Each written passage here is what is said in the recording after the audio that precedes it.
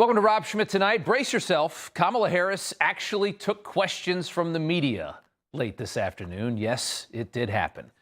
Her campaign will no doubt label the moment as a press conference of sorts, as they attempt to check another box to make Kamala seem like a legitimate presidential candidate. But if you were watching today, you noticed that the campaign pulled the same trick that they always do when old Joe takes questions from the media.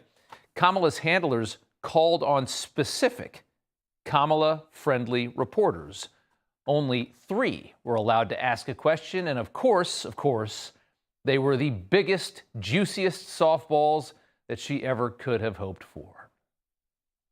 I'll take any questions. I'm going to start with Erica Green at the New York Times. Can you talk about your messaging to them and what you're hoping will break through today? We're going to go to Colleen at the AP.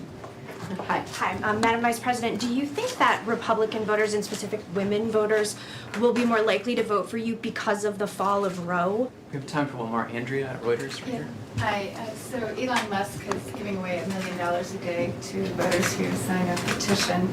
Do you have concerns about that? Oh, man. How did she handle that war zone? Somehow she survives. We didn't even bother to put the answers up there that she gave. They were all stock. You've heard them 1,000 times. It was a generic swamp-approved candidate at it again that will govern identically to the last 4 years. It is the polar opposite of what we see on the other side. Trump yesterday afternoon took over a McDonald's in Bucks County, Pennsylvania, easily the most entertaining Trump campaign moment we've seen in several years, if not since he began. A billionaire ex-president ripping off his jacket, putting on an apron to cook French fries and handle the drive-through window. If you missed this Sunday afternoon, if you were busy, we cut up and recapped the best moments from it. Here you go. Never touches the human hand. Very good. Nice and full. I love salt. Wait a minute, I spilled some.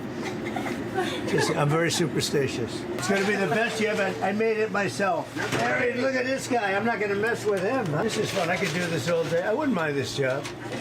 I like this job. I think I might come back and do it again. You made it possible for ordinary people like us to meet. You're not ordinary. I mean, thank you so much. You are not ordinary. Mr. President, yes. Please don't let the United States become Brazil, my native Brazil. Oh, we'll keep it Please. good. Now I have worked it because I've now worked for 15 minutes more than Kamala.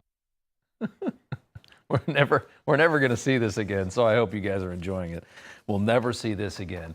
A brilliant campaign gimmick mocked Kamala's McDonald's claim, her middle-class upbringing claim, the empty response she typically gives to divert attention away from her policies, which of course have gutted the middle class in this country. But as we see with most of this campaign's great ideas on the Trump side, the harder they hit a nerve, the more effectively they resonate, the more explosive the rage in response is.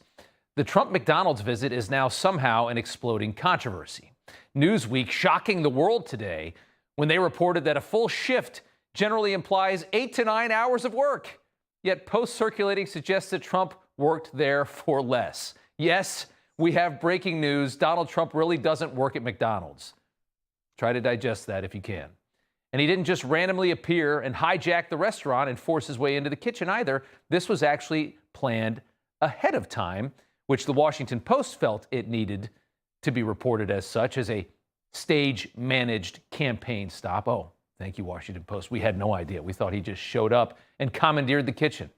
The New York Times slamming Trump's claim that Kamala never worked at McDonald's, but then immediately admitting that they still can't confirm if she did, even though you know they're vigorously trying to. Although naturally, the New York Times trusts Kamala's campaign and a friend. Oh, okay, great sources from the New York Times. If you watch the McDonald's visit on MSNBC on Sunday, it was interesting how they covered it. There's no logic to it. It's a stunt. He has not put forth an economic agenda. He, as you know, appears to be not well. And he's engaged in some really bizarre types of activities during this campaign. We need to really focus on making sure that he is not elected, of course, because he is a threat to our democracy. There's no logic to it. Honey, he's smoking your girl. That's the logic to it. And wait, did you say Trump was a threat to democracy? Have we heard that before? Wow. Well, that changes everything. MSNBC really on it. You know, everybody's reporting the same stories, the same spin. You turn the channel, it's always the same. But not us. We're different. We report the real news. No spin, just the facts. Turn to us, and you won't turn back. Tune in to Rob Schmitt tonight on Newsmax.